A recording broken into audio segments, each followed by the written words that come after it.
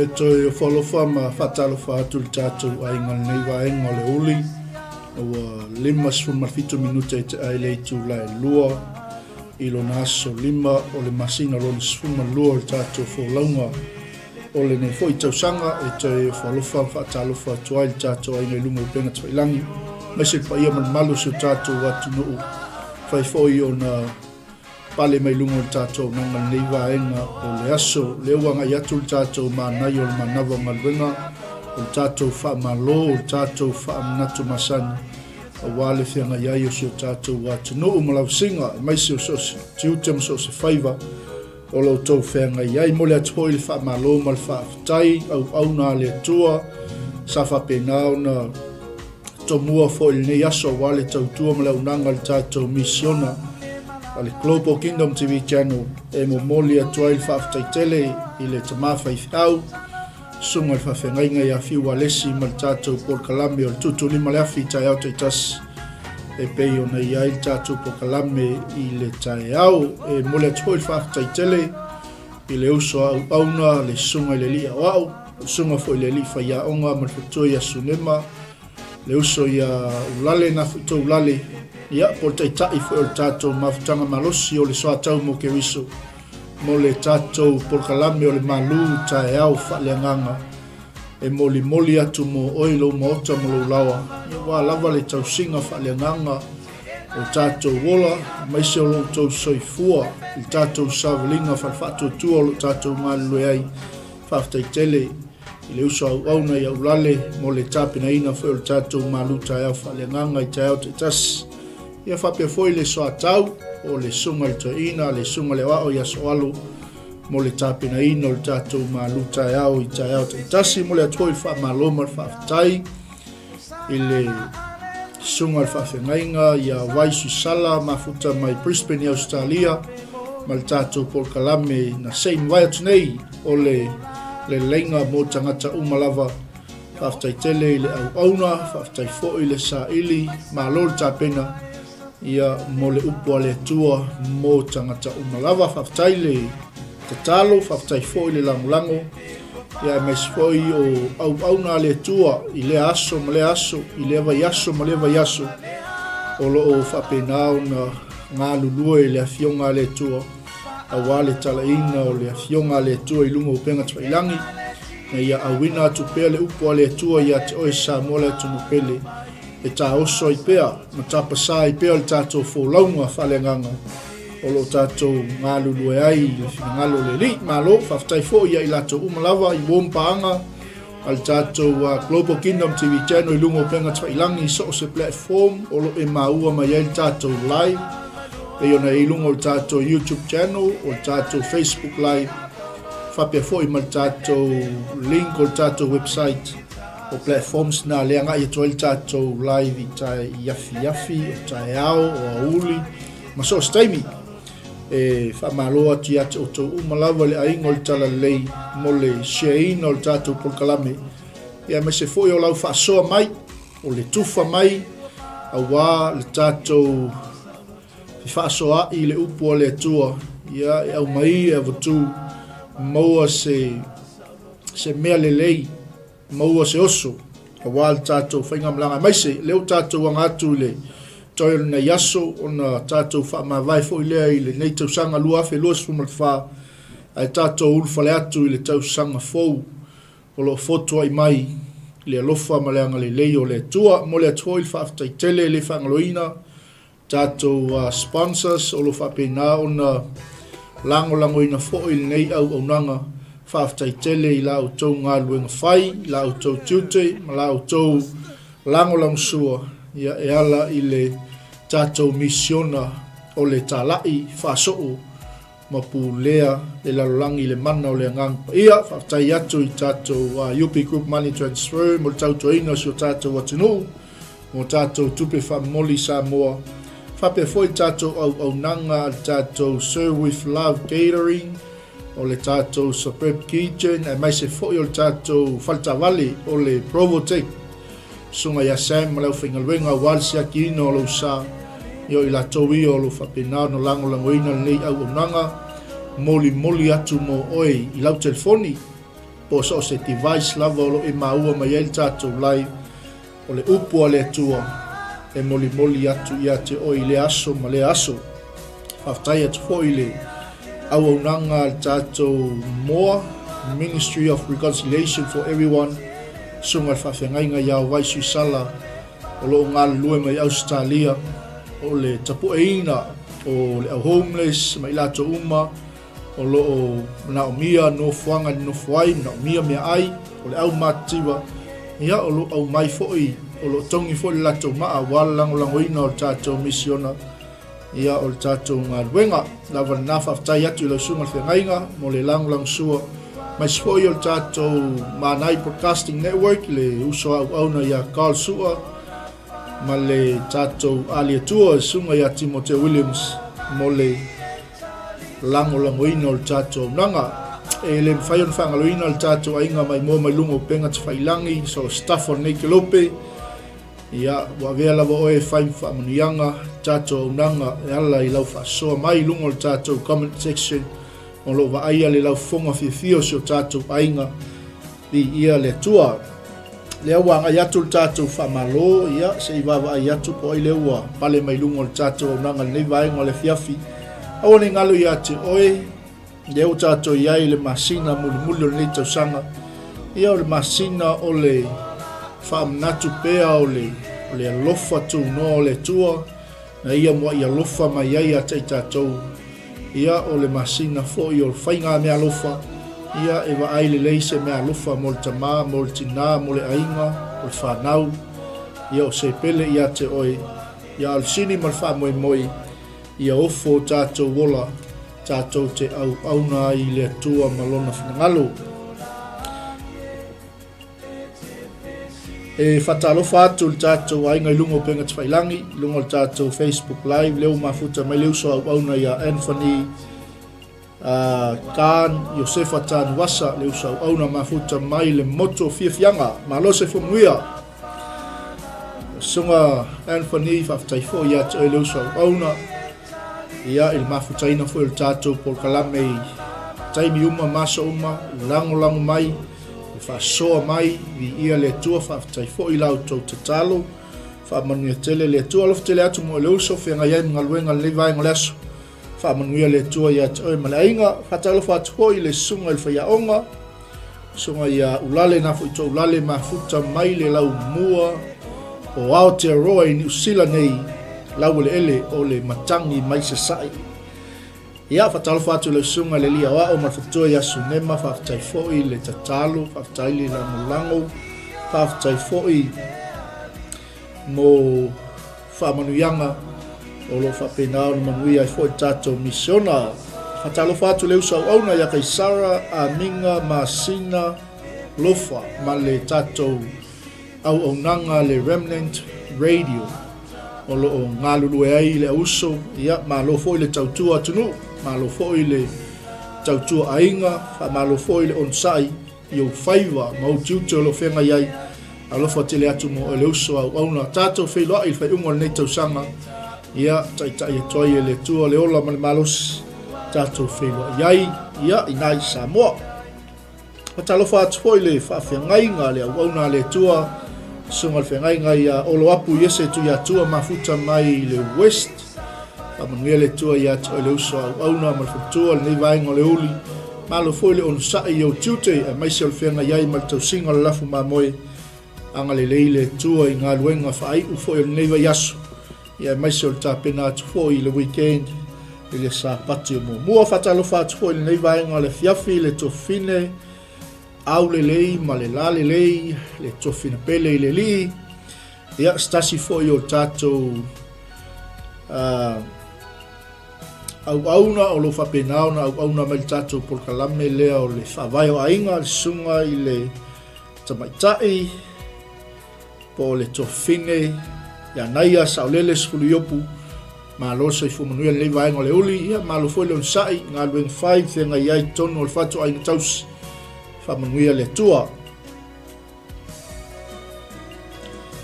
Salo pauio i lātou leua, ma ua atu waai o lo mafuta mai lunga o le tātou au unanga. Ia whamanuia le tua i lo mafuta mai le nei vaenga o le auli, se atu le tātou por kalame, ia whailoa mai fo i sou finangalo e ala le tātou Manai le nei vaenga o le fiafi, o le manuia o le malo le tua i le lalolangi.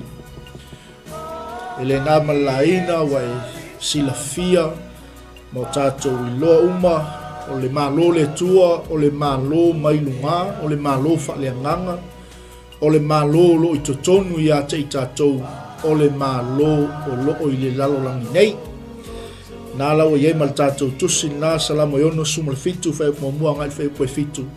Ia, walawa le nā whaasoa mo i tātou te whaalongolongo fo i whetalai mai o le tua ia te i tātou umalawa a o le whaasoa nā o le manai mo i tātou nei vaenga o le fiafi o le manuia o le malo le tua le lalang nei e ala na tātou manuia ono le o tātou whai malo i le malo le tua e ala na tātou manuia le nei lalangi ono le tātou te whai malo i le malo le tua ia po le malo fo i le tua le ua i le lalangi nei wa be ai oe ma mai tātou uma ma tangata nuu o le malo o le atua. Amen. So the kingdom of God is a spiritual kingdom. It's a kingdom within us. It's a kingdom that is on the face of this earth. E ala na tātou manuia ono pulenga ia o le malo le atua. E ala manuia le langi nei o le tatalo o le tangata o le malo le atua.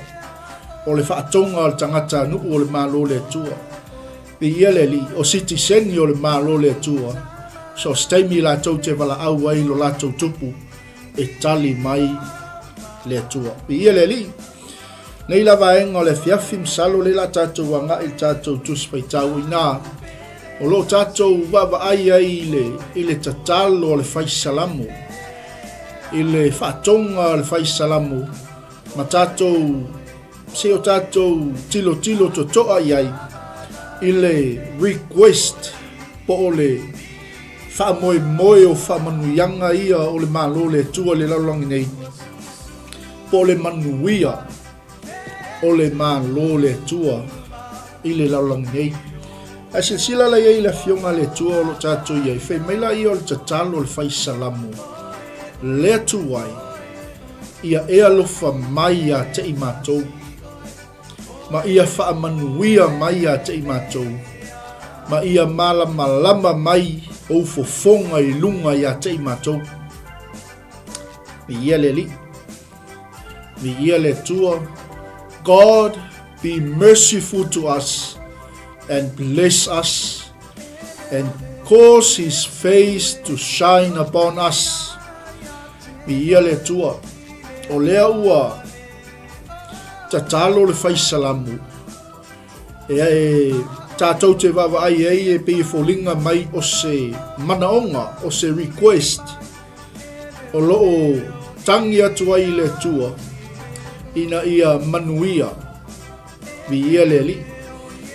Le atu ai ia ea lofa mai a te i mātou. Ma ia e wha manuia mai a te i mātou. Ma ia malama mai o fofonga i lunga ia te i mātou. Amene. Ni ia le tua. Ele whape nā ia upo le fionga le tua e pe on tatou lausila fia o lo maua i le tusi anu mera lo mta upo e onu o lo whapena o na whaamanuia tua i le au osi taulanga ma le au whai taulanga i le nuku o le tua whai mele o la lato whaamanuia io vai ia e whaamanuia ma ia e tausi mai ma ia whaamala maina e o Iova o fofonga i lunga ia te latou ma lofa atu ia te latou ma ia whaasanga mai e o Iova o fofonga i lunga ia te latou ma ia e tuina atu ia te latou le manuia o upula ia e te vava ai ai e te maua fo i le nu mera lom ta upo e onu i le whai ungal nei ai upuna a le tātou te whaitauina le tatalo le whai salamo i le salamo le tātou te iai le ono sumal fitu whai meila i o le tatalo le whai salamo ia e alofa mai le atua ia te i mātou ma ia e whaamanuia mai ia te i mātou ia malama mai o fofonga i lunga ia te i mātou amene vi ia le atua e whapena malava upo lo tātou maua fo i numera le ono le sa tau tala i nātou mo tātou.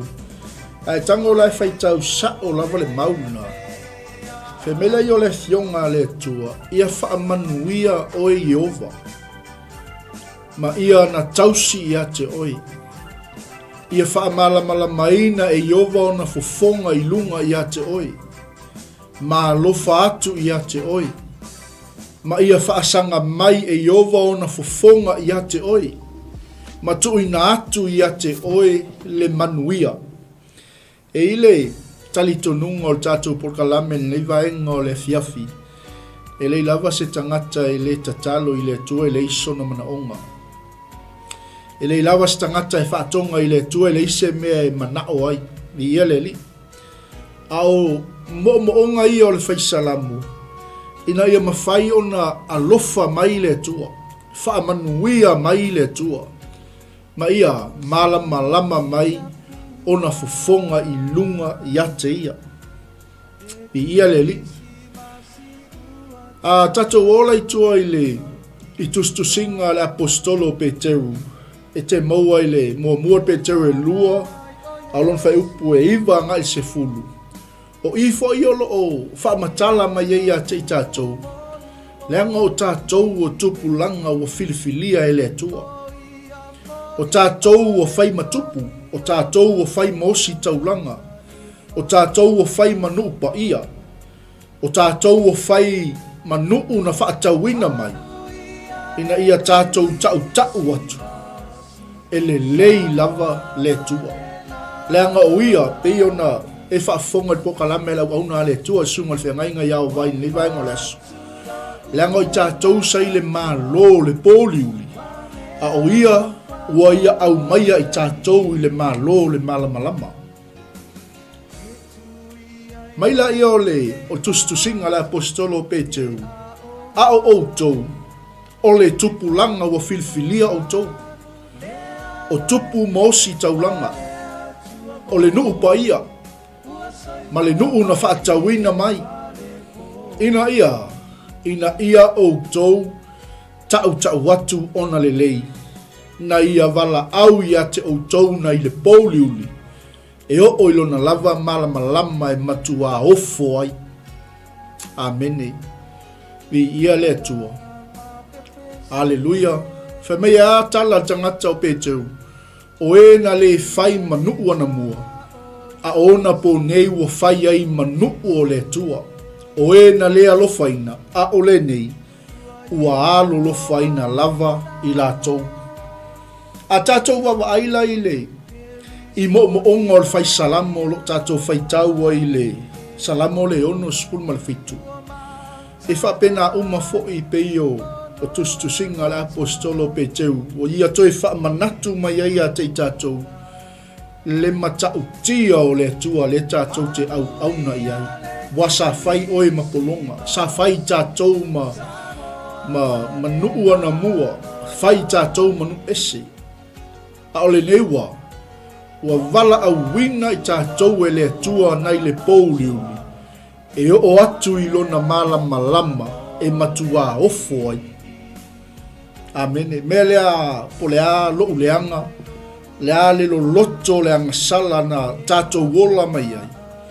Ai awa ai mai le lalolangi ia te oe ua fai oe matangata o le atua. E matua I maofa tangata. E matua I tū matila le si itia ina e le atua o lau tangata. Lea pea o oe le taimi.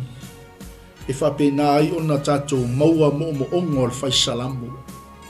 Lea tu ai. Ia e alofa mai a te I mātou. Ia e whaamanuia mai a te I mātou. Ma ia malama mai hou fofonga I lunga ia te I mātou. Vi ia le li.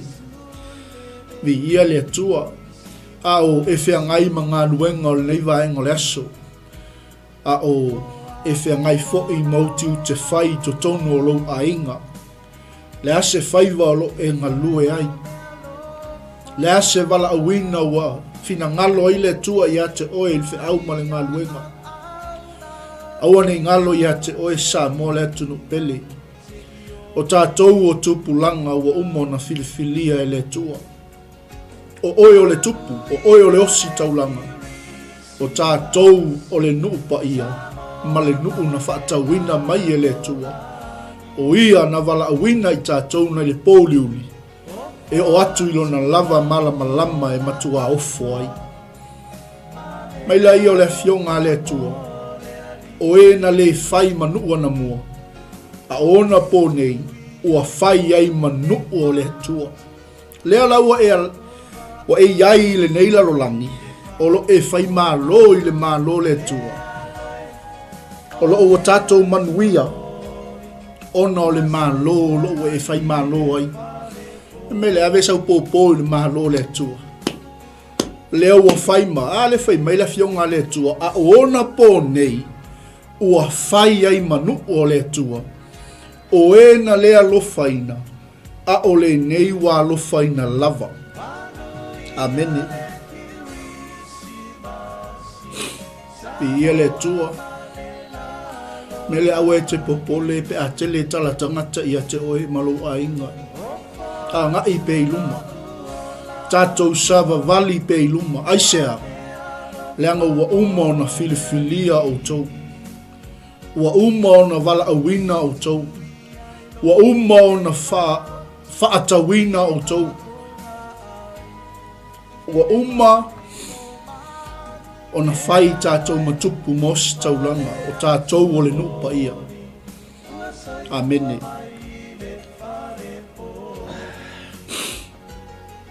Vi ia le tua. O momo onga nā o whai salamu. O loo whaali mai ia te I tātou. Le manuia o le malo le tua. I le lalolangi le nei, o lo tau soifua mo o wolai. Alleluia.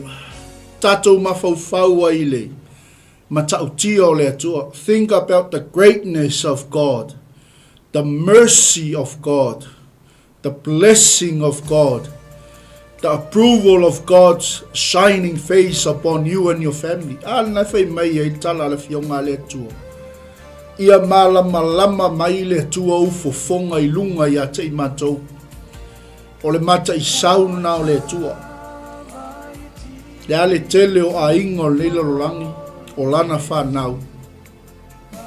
E o atu lava, na fai mai le fionga le tua. May God be merciful and bless us.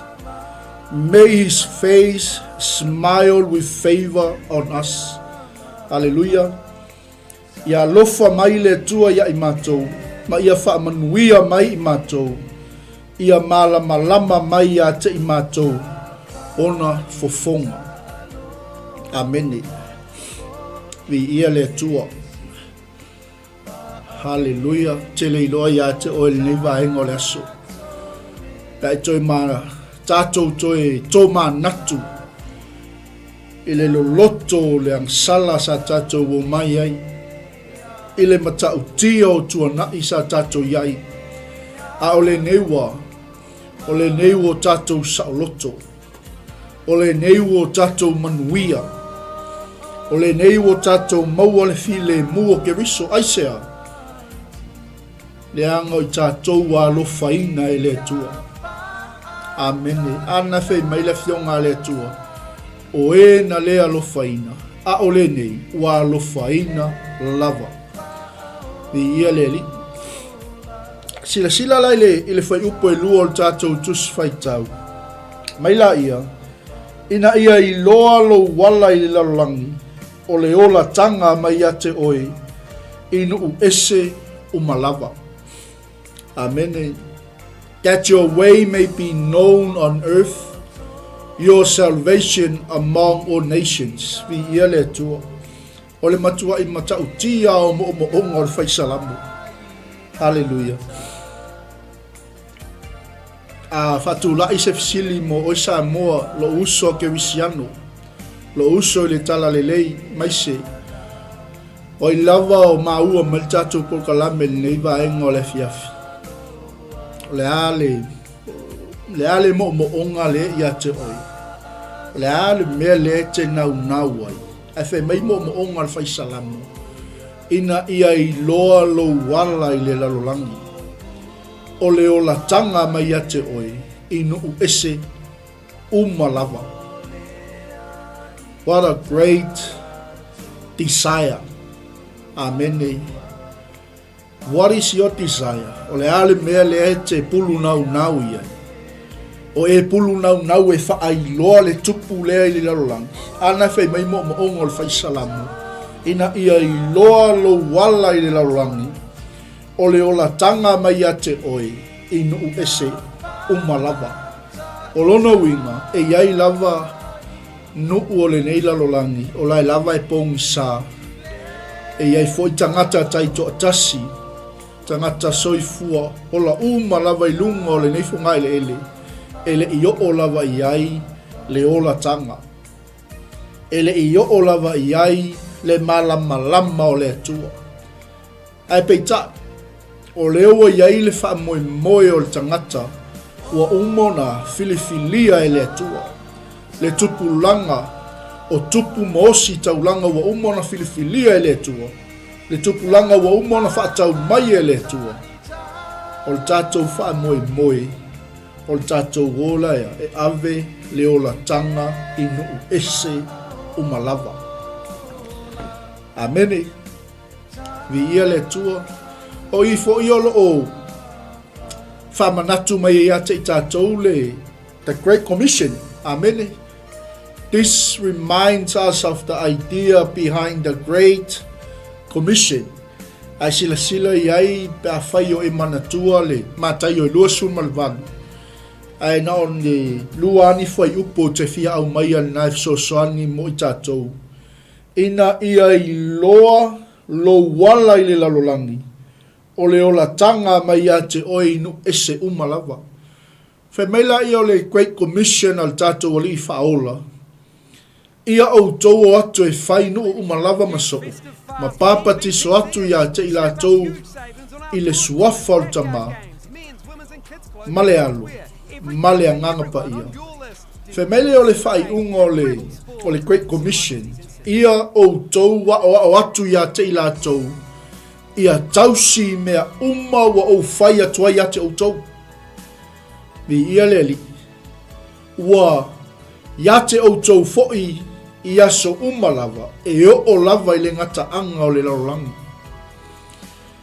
Amene. Ai ai se upo e fia wha mawhaina mo I tātou I le Great Commission lea Yesu na au mai tustusinga al tangata o mātaio. Au te fia whamawhaina le upu leo le tausi.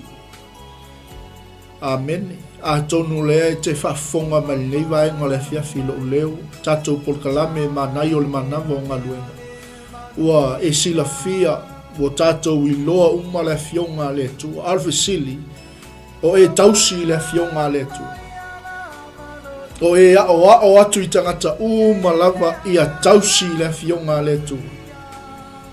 Bi ia leli. Le anga uma ona papatisoina le tagata ona tausi loa lea ona a'o loa lea i le afioga a le atua ei o le upu fo'i lele fai ona toe fa'aogale upu lea o le fa'afailele viia le atua ia outou o atu e fai nu'u uma lava maso'u ma papatiso atu iā te i latou le suafa o le tamā le alu ma le agaga paia ma ia outou a'o atu iā te i latou ia tausi i mea uma ua ou fai atu ai ate outou mai leo le afioga a le atua fa'auta fo'i ou te ia te outou i aso uma lava e o'o lava i le gata'aga o le lalolagi amene ina ia iloa lou ala i le lalolagi o le olataga mai ate oe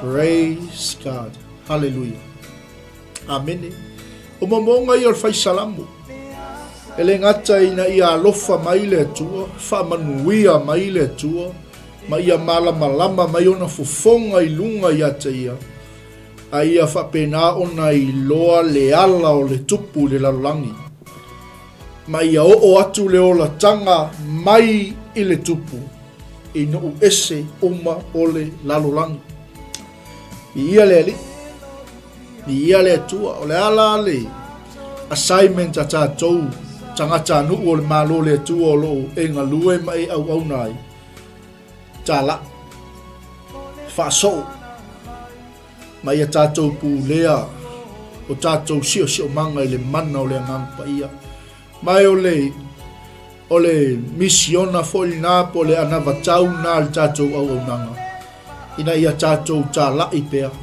whaaso'o pea ma ia pūlea o tātou sio manga i le mana o le angampa ia amen ia le atu whamai leo whai upo e tonu le atu wai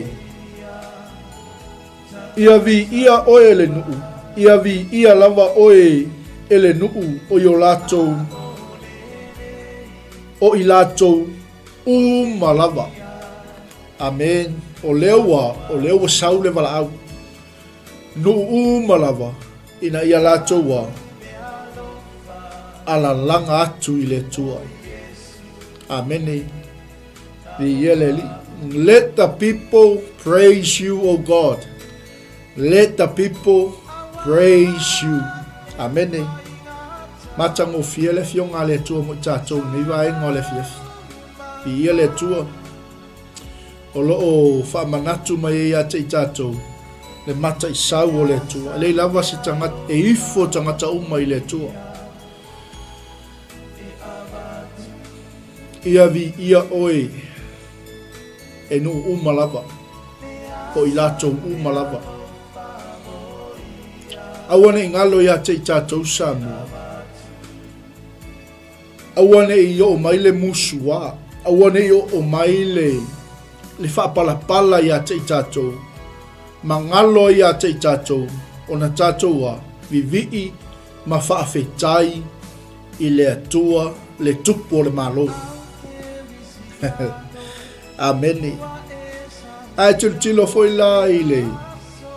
E tustusinga lava ia al tamalo peteru langa mtautia tele al tamalo ai sila la ia ile luol peteru tolu lo fai upo iwa o ina fo yo lo au mai ai sei fola langa tele mo tato ina ia awane ingalo ia te oe lau vi inga malau fa tai mai le yo folanga na ia ina e le fa atu ai mai le li ile mea na fola ina mai e fa pe yo manatu ai stangata ile fa atu ai pe tai ua ono sa'i mai lava o ia ia I tātou. Ono wale fina ngalo ia whano se tas. A ia o'o uma lava I le salamo. Vi ia le li. Vi ia le atua. Le atuai. Ia vi ia oe le nuu. Ia vi ia lava oe ele nuu. O I lātou uma lava. Vi ia le li. A tātou tatalo la I le tua. Awane ngalo ia te oe le folanga na. Awane ngalo ia te oe le polo misi na le tua I ta upu. I le whatuai. E le whatuai mai le li I le mea na fola I na mai. whaapei o le manatu o isi tangata i le whaatuai. Aua te whaalongo i tala tangata. Aua te tali tonu i ngā luenga a ti Apollo. Amene. E le toi whaavale ina i tātou. Lewa umana o ina oi le upo le tua. Le angol fina ngalo le tua. Na whai mai e ita maa loa pe tau. Ono wale fina ngalo o ia whano se tasi. A ia o malava tangata i le sala mō. Di ia le ali. E te le la alfa lau te le ina o le folfolanga lea. Le anga a whai tātou te sala mō. O lo wha matala maila e le whaalinga lom tāu koe fitu. E te mauai. Le wha matala ina o le tangata e sala mō. Malona taunu uma. O lona manuia. Malona wha moi moi. Vi ia le li. E le ngatala awane i e fiu e ave lau wha tai i le tua. O lau vi inga i le tua. Le anga i ailo tatou wha moi moi. Ai nau sina vaenga o le whaalinga le whai upo e fitu e taun tatou wha soa ai on tatou wanga i le whai upo e wha. Ai sila lai le whaalinga nalom ta upo e fitu. Aulon whai upo e iwa. O i nālo o tala noa mai ai lea i le manuia o le tangata.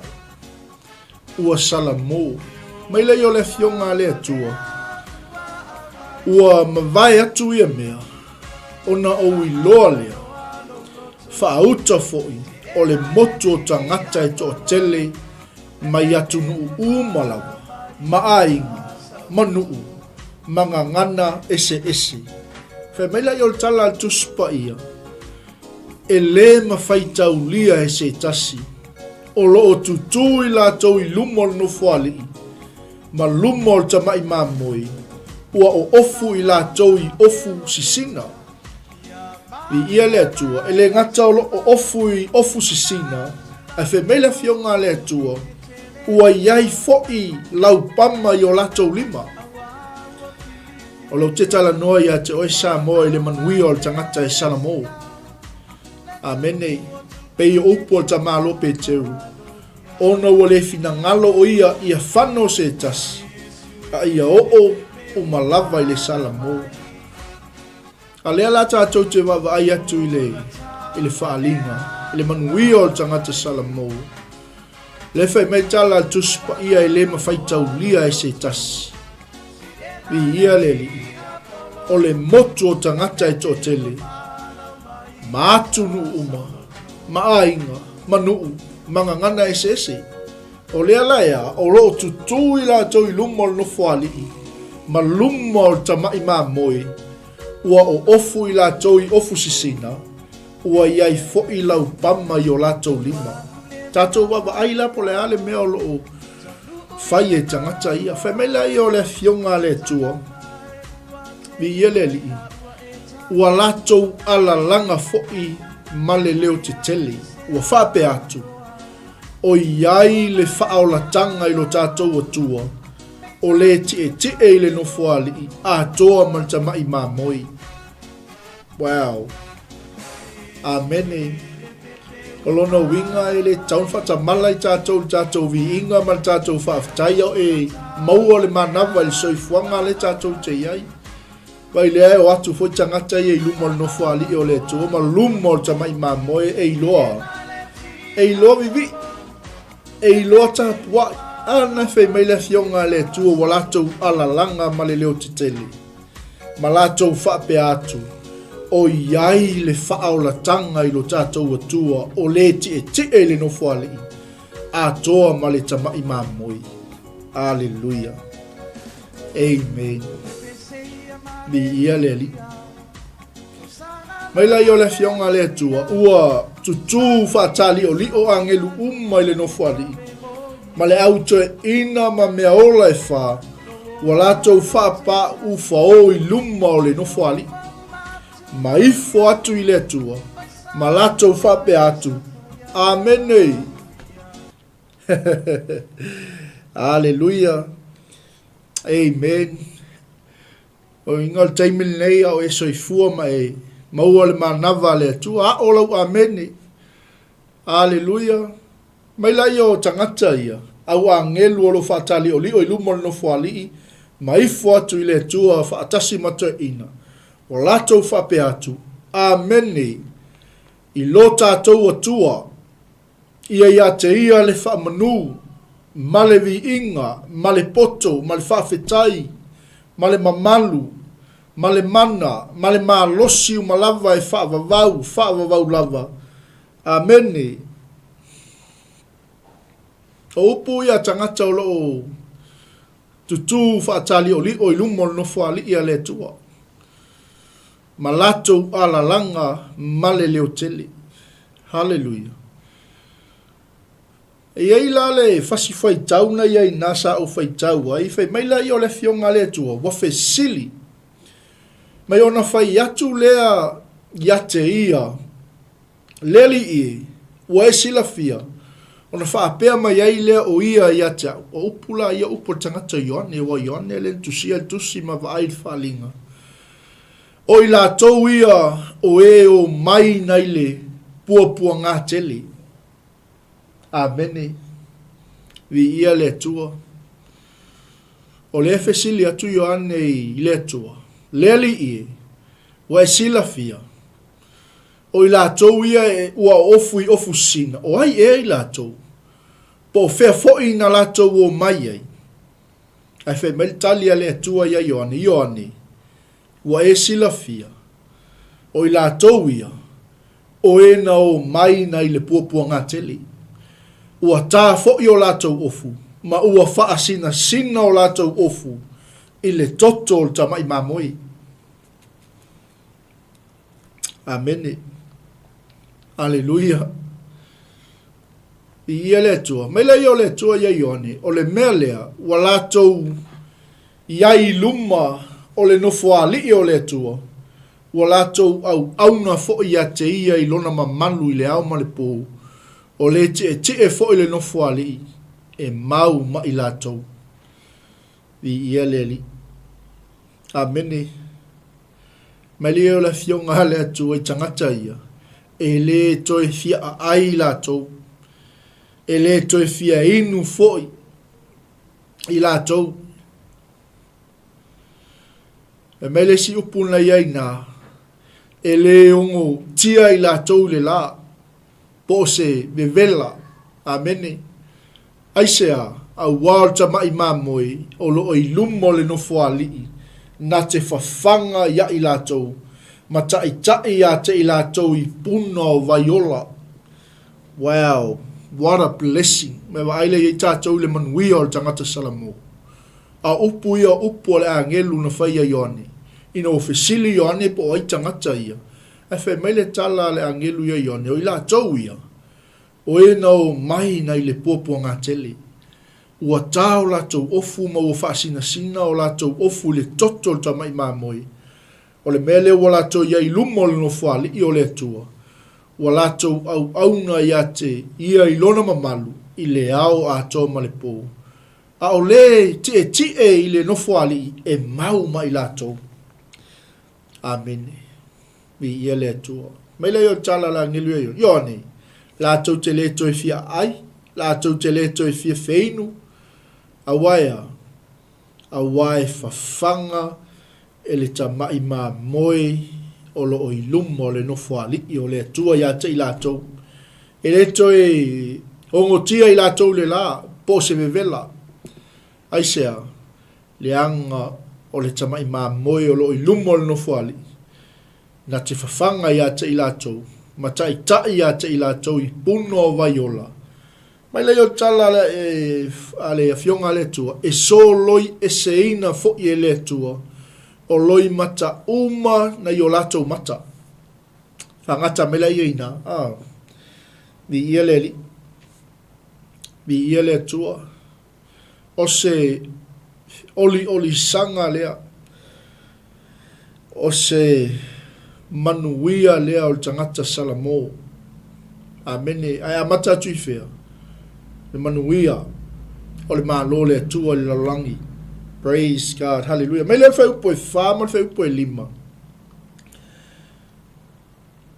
Ia fia nuu, ia latou alalanga fia, a wae te wha masino tonu mai tangata, e te tai fo'i nuu o le larolangi. Lea tu wae, ia vi ia oe le nuu, ia vi ia lava oe le nuu, o yo latou, o i latou, umalava. Wow. Praise the Lord. Let the nations be glad and sing for joy. For you shall judge the people righteously and govern the nations on earth. Let the people praise you, O God. Let the people praise you. O upu ia al fai salamo. O mo onga ia al fai salamo. Ia fia nu. Ia lato alalanga fia. Hallelujah. Aisea, leanga o lea tua. O ia o le wha masino tonu. I tangata malava. I no uma i so se lanu. Ma so se ngangana. Lona lua. Fe meile fai salamu. I le ngata o ia o le wha masino tonu. A o ia na tea. E tai. I no uma o i le lalolangi. Amene. Vi ia le atua. Po le alal te tele o whai ngā mālo le tātou te iei. O lai tai e le atua. O lai wha masino e le atua. Mai leo le whai salamu. Le atuai. Ia vi ia oe le nuu. Ia vi ia lava oe le nuu. O i lātou umalava. Wow. Praise the Lord. Hallelujah. Awe spopo mo le li. Vi ia le atua. Mai le fai poe ono ma fai poe fitu fa o maltatu manai le vai ngole fiafi. Ua fua mai ele lau ele ona lava fua o le atua o lo mātou atua lava na te wha manuia mai mātou. O le atua na te wha manuia mai mātou o na māta tau wai lea ia te ia o tulu inga uma o le lalolangi. Wow. Leo tātou wha longo. I wha manuianga o le lalolangi. I manuia o le mālo le atua. I le lalolangi. Amene. I ia le atua.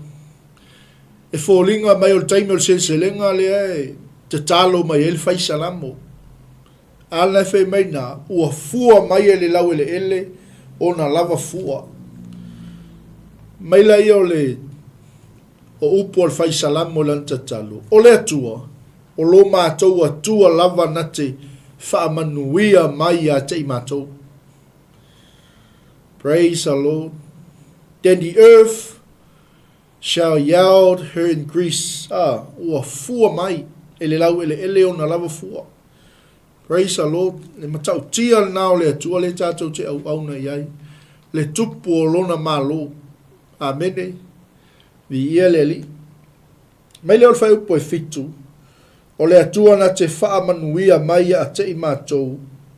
O na mātatau wai lea ia te ia o tulu inga uma o le lalolangi. Wow. Praise the Lord. Mai whaperetania. Amen. Yes, God will bless us and people all over the world will fear him. Amen. The God, the King of glory, the King of the kingdom, our own God shall bless us. And again, God shall bless us. Amen. Manuia nao tangata e tatalo. Wai e tal tonunga. O so sitisengi o malo le tua. O tangata e fia e tatalo. Amene. A le te vava ai mo tātou tilo i le whai upu le fitu. O manuia ia o tangata tatalo. Mo monga i o whai salamo. Mo monga i o whai salamo ina ia manuia le lalolangi ona o le malo o le atua. Hallelujah. Yes, God will bless us. Amen. A ola le taimi tātou te whaasoa i le. le tātā o le fatu o le atua malona fina ngalu. I le lalolangi. We shall bless. We must be blessed. We shall be blessed. Amen. When we share God's heart and vision for the world, we shall be blessed. We must be blessed. Amen. Vi ia le atua. Tātou te vaia lea. Le mamalu o le atua. Vi ia le atua. Tātou te whaongaina le manuia lea. Tātou te tatalo atuai, ma tātou aapa atuai le lalolangi whaingatā. Le lalolangi pongisa. So we use this blessing to pray and reach out to the dark world. Amen. Hallelujah. And these blessings aligns us with the will of God. Amen. O te talo lea po mo onga lea al faisalamu o lo tato maua ele manuia. E na te whaalaina tutusaina I tato ma le mea o lo fina ngalo I aile atua. Amene. Vi ia le atua. E matautia le atua. E matautia le atua. O le tato manai nao manava o Galuega nei vaenga o le fiafi. Ia whamanuia mai fo ile atua e ala ilo mafuta mai. E ala ilo whasoa mai. Ia e mai se foi o le aua whaiwina I fo il tato manai o manava o Galuega. Mai le whaupuna e fitu. O le atua na te whamanuia mai a te imatou. O na mata ta wailea ia te ia o tulu inga uma o le lalolangi. All the ends of the earth shall fear him. That is the answer to the prayer. O le tali lea o le tatalo po o momo onga al faisalamu. Ia mata tau ia te ia tulu inga uma o le lalolangi. Amene. O le taimi la e soo ai lo le lalolangi le tala le lei o le malo le atua. That is the answer to the prayer of the citizens of the kingdom of God. Amen. O le atua na te whamanuia mai a te imatou. O na matatau wai lea ia te ia o tulu inga umma le lalolangi. Le alava tali tonunga. Le alava le kalesia. The kingdom of God will align us to the will of God. Amen. O le malo le tua po le manuia o le malo le tua le lalolangi. E nate, it will bring people together. E nate, au maia tangata umai to tonu. Tasi le loto, tasi le fatu, tasi le manatu, tasi le tali tonunga. Amen. Vi ele tua. Tasi le tupu. Oai, o Yesu Keriso. Amen. Ia, whamanuia mai le tua le nei vaenga o le fiafi o le tatou manai nao le manava o Galuega. Whamanuia te le tua le nei vaenga o le fiafi le mafuta mai o si o tatou a inga I lunga o penga twailangi. Ia iai leanga le lei o le tua ia te oe malau a inga mai spoi nisi o le tatou a inga leu pale mai lunga o le tatou au nanga whamanuia te le tua. 5 minute te ele tu lai tolu. After tele atu le tatou a inga le langolango e mai spoi o le mafuta mai. Ia iai leanga le lei o le tua. I fuafuanga toi o le ne fiafi au ni ngalo ia te oe o lo e iai to tonu o le malo le atua I le laulangi nei. Le ise mea whaina I oe, le ise mea te atu vale ai, a walo tatou iai I le paolo ona au. Pa u se mano lo I tūtau anga vale mo lo I tūtau mtau, ai le ise mea e taita iane I ate oe. God bless. Tau le tūlai onu anga I atu tatou taulanga fiafi, tau le tūlai fitu, o le tatou polkalame, Ampasa o le malo le tua, sa vali o Keriso, ta pena ina msaunia e ana awauna, ia sa mola atu no pele, e matua atu ila o tau titi whaitama, le awaunanga le Global Kingdom TV, le astala o se upu o le longo malia I lau whaafonga ia whaamanuia le atua, kei fo I leanga le leo le atua I fufuanga tōle ne fiafi, so se au aunanga I so se tōvine, so se whata whaitaulanga, o so se platform o lo fola I nei le finangalo le atua, ia iai leanga le leo le atua, I ngā luenga whai o le nei asu.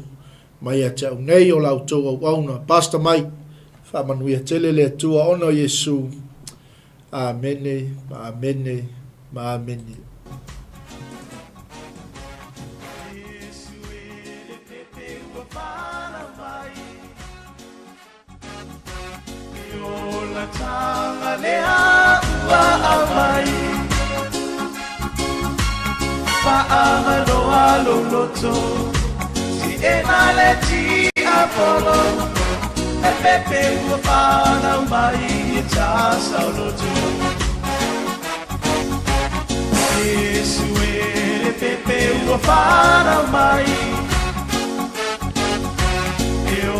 La tanga lea ua amai Paamano alo loto Si ena le ti apolo Le pepe ua para mai Itasa o loto Le pepe ua para mai Itasa o loto Le pepe ua para mai Itasa o loto Le pepe ua para mai Itasa o loto Le pepe ua para mai Itasa o loto Le pepe ua para mai Itasa. It's become a little bit obsessive.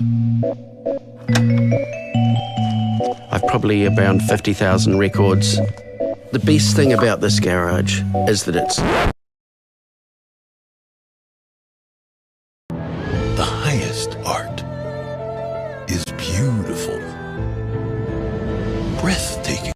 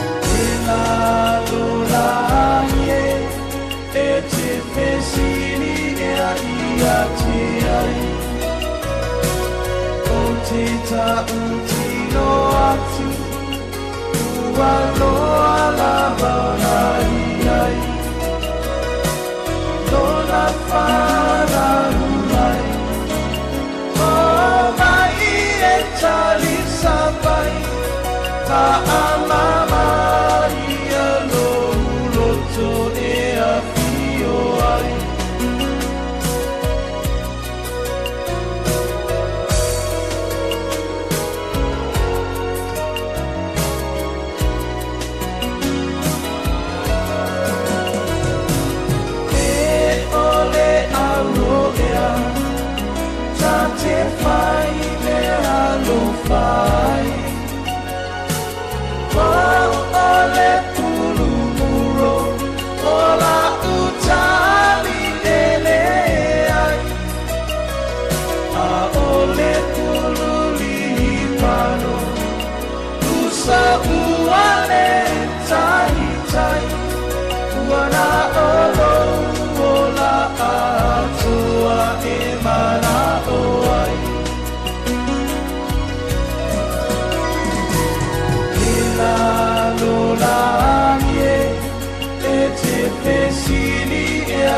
ia te ai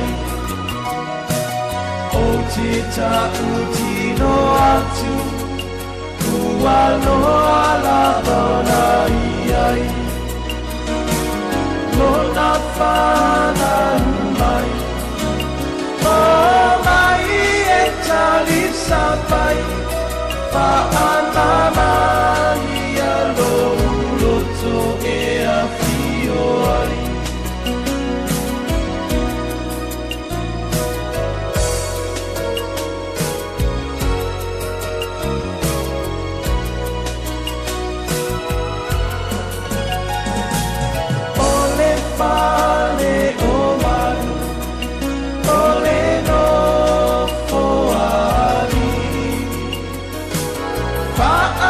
sa ole loto ua whio ai le ali amu ia se agaga o soi fua i te alava e pepe ole kirisi masi o oine gata aga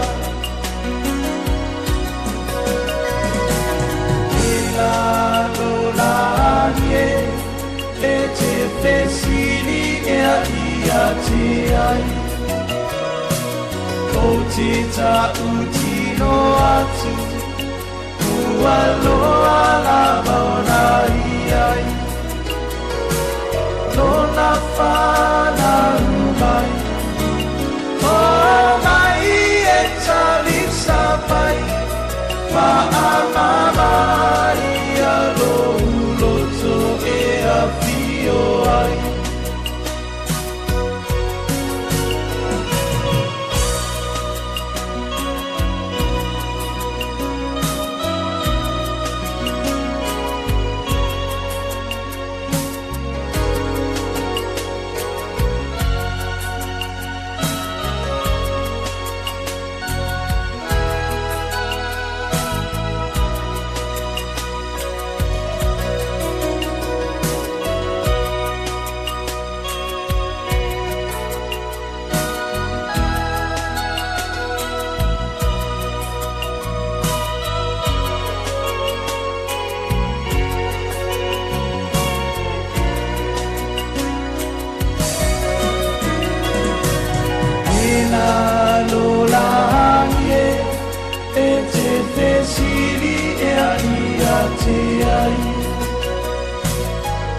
te 𝚘𝚘𝚎𝚘𝚗 atu ua loa lava ai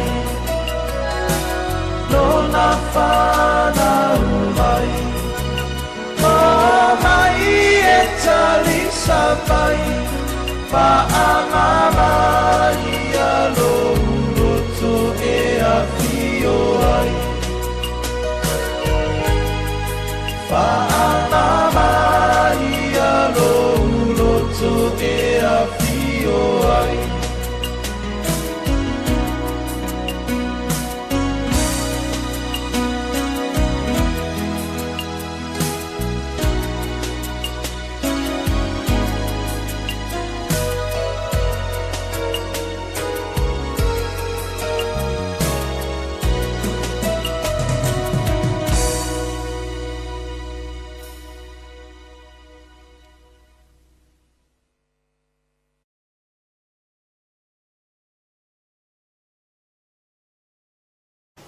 Hey sis, where are you going?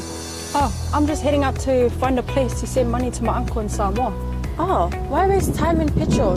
You can use UP Group Money. You can send money to Samoa and it's really fast. Really? Yeah. Can I sign up online? Yeah, it's really simple. Sweet, I'll do it now. Okay, bye. Bye. Sending money to your loved ones in Samoa has never been easier with UP Group Money Transfer.